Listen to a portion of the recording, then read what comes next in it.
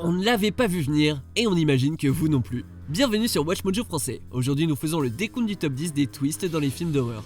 Nous publions de nouvelles vidéos chaque jour, alors abonnez-vous et activez la petite cloche pour votre dose quotidienne de Watch Mojo. Pour cette liste, nous passons en revue les twists de films d'horreur qui nous ont fait tomber des nues et qui nous ont donné envie de redécouvrir les indices parsemés dans les films. Comme vous l'aurez sûrement compris, cette liste est blindée de spoilers, alors soyez prudents.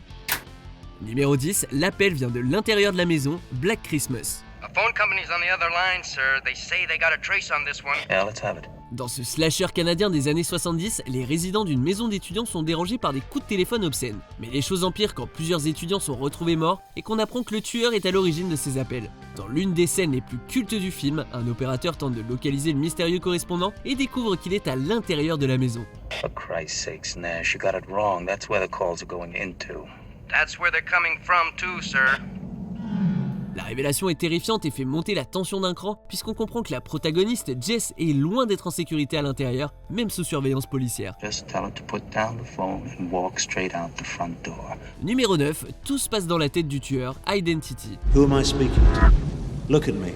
Who am I speaking to right now? Dans ce thriller, film d'horreur créé par le réalisateur de Logan, James Mangold, un groupe d'étrangers se retrouve isolé dans un motel reclus et traqué par un tueur mystérieux. Mais on est loin d'un slasher banal ici. Plus tard, on apprend que tout ce que l'on voit depuis le début se passe dans l'esprit d'un tueur en série condamné. Why are you telling me this?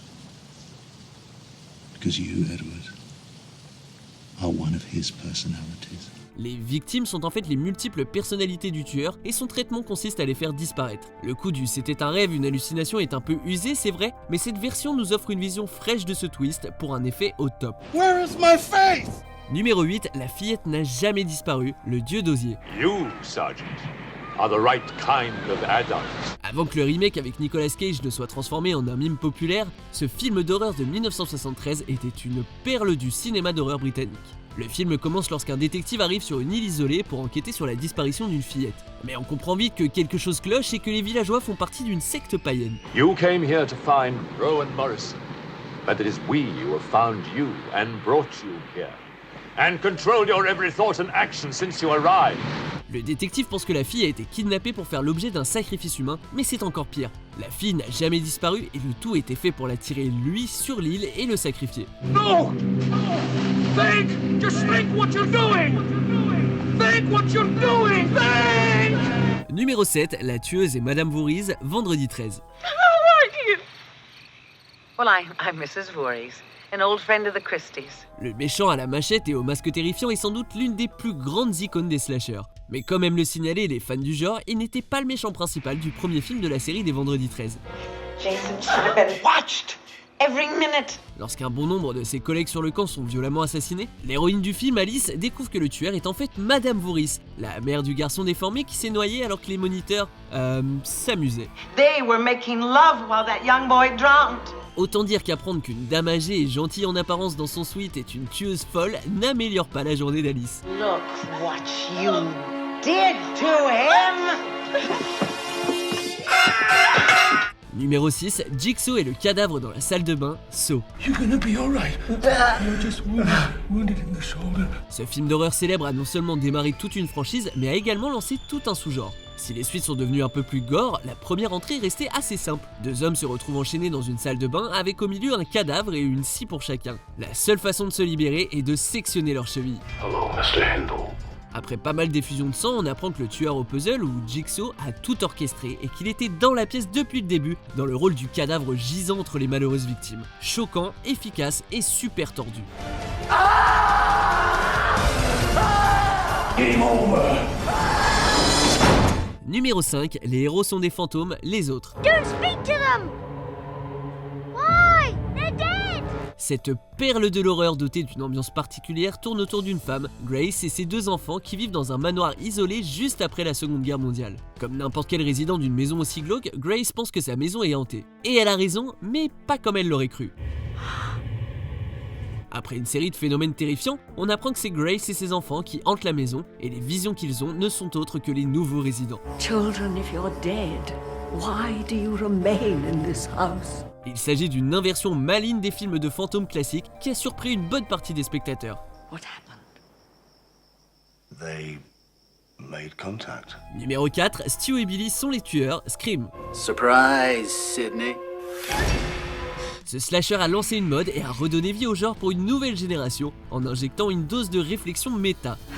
What's the matter, Sydney? You look like you've seen a ghost. C'est globalement sous forme d'ados qui reconnaissent qu'un tueur mystérieux les traque en suivant les règles traditionnelles des slashers classiques. Par exemple, coucher avec quelqu'un, prendre de la drogue et dire « je reviens » fera de vous la prochaine victime. Mais au lieu d'être simplement deux fans de films d'horreur familiers avec ses clichés, Billy et Stu s'avèrent en fait être les tueurs, ce qui donne d'un seul coup beaucoup de sens au fait que Ghostface suive les traces des films. Yeah, I would put her out of her misery, because let's face it, Sydney, your mother was no Sharon Stone. Numéro 3, Angela est un homme et la tueuse, massacre au camp d'été. Dans ce slasher culte, un nouveau camp d'été devient la proie de meurtres et de chaos quand des corps commencent à s'empiler à cause d'un tueur introuvable. L'histoire paraît être similaire à Vendredi 13, mais le choc de la fin donne au film un caractère unique. Dans les derniers moments, le tueur s'avère être Angela, une fille calme et introvertie. En plus de ça, on apprend qu'Angela est un homme, biologiquement parlant. A little girl would be so much nicer, don't you think so, Angela? Such a lovely name. Le plan de fin est brutal puisque l'on voit Angela nue qui sourit de façon malsaine en se tenant au-dessus de sa dernière victime et il assurera l'ancrage du film dans la culture.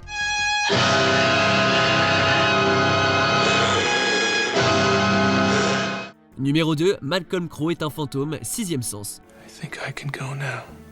Ce twist est tellement célèbre qu'il a engendré un mime et il reste le chouchou des fans, même si le réalisateur prometteur est devenu le mec qui fait des twists de fin. Le film raconte l'histoire d'un jeune garçon qui peut avoir des fantômes, ce qui mène évidemment à une parade de visions terrifiantes. La situation semble s'améliorer quand il rencontre un pédopsychiatre déterminé à l'aider pour réparer son échec précédent. Mais à la fin, on apprend que le Dr Crowe, incarné par Bruce Willis, est un fantôme et qu'il est mort après la scène d'ouverture. Pour les spectateurs en 1999, c'était un truc de ouf. You were never second. Ever. Avant de dévoiler notre vainqueur, voici quelques mentions honorables. April Fool. You kill me, you get nothing. You pull this off, I'll give you 400,000.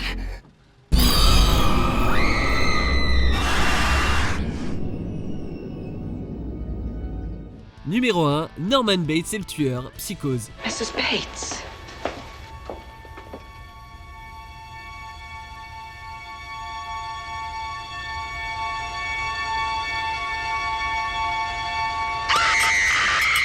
Même avant la révélation choquante à la fin du film, le chef-d'œuvre d'Alfred Hitchcock avait déjà terrifié les spectateurs. Mais la conclusion n'a fait qu'empirer la situation. Après avoir vu de nombreux personnages se faire assassiner par une Madame Bates apparemment folle, le public était abasourdi de réaliser que le tueur était en fait son doux fils Norman, qui avait préservé le cadavre de sa mère et adopté son identité. De nombreuses décennies après la sortie du film et malgré sa consécration dans la culture pop, cette révélation dans ce film légendaire reste le twist de fin le plus choquant et mémorable de l'histoire du cinéma d'horreur.